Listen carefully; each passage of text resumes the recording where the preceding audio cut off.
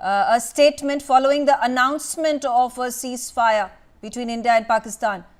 Shehbaz Sharif has said, and I quote, "Pakistan appreciates the United States for facilitating this outcome, which we have accepted in the interest of regional peace and stability. Pakistan believes this marks a new beginning in the resolution of issues that have plagued the region and prevented its journey towards peace, prosperity and stability." Joining me on the telecast, I have Dr. Sharat Kohli.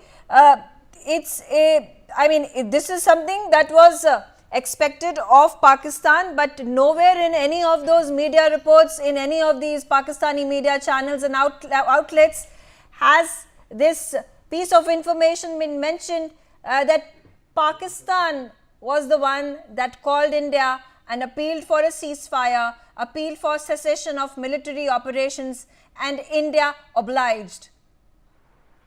Good evening, Megha. Good evening to the viewers of Newsx. In fact, as we talk, I can already read on your screen that we are witnessing violations of the ceasefire.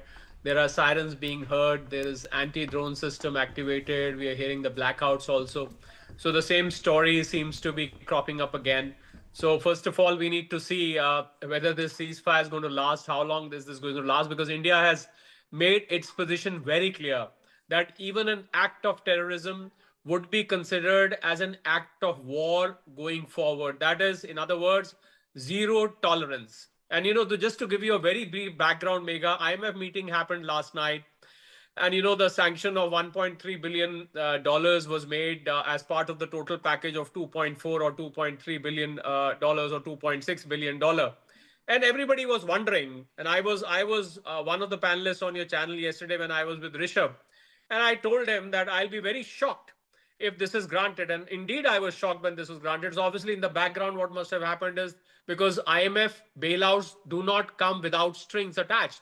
So one of the string attached must be that America holds 16% voting power in the IMF board, and India abstained from it. By the way, a lot of people are saying, why didn't India vote against? Because in an IMF board, you can either abstain or vote for. There is no provision of voting against. I think this needs to be clarified. Yes. So a lot of people were saying, why did India?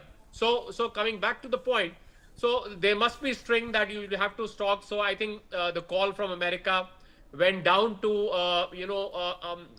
Asif Munir or Shehbaz Sharif that your DGMO must call India, and they called, and India obliged, because India never wanted to escalate this. India wanted very precise targets. India wanted to teach those perpetrators a lesson. That was India, and India is very careful in its approach. We were making sure that no civilians are killed.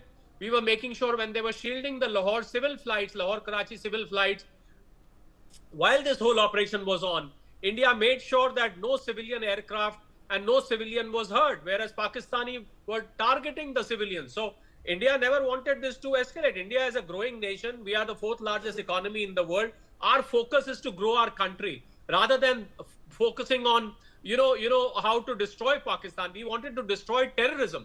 We never wanted to destroy Pakistan. But if Pakistan had other designs, India would obviously not stop at that. So I think things are not going to move forward in this manner. Okay, Sharat Kohli, hi, I'm Rishabh, I'm back. For people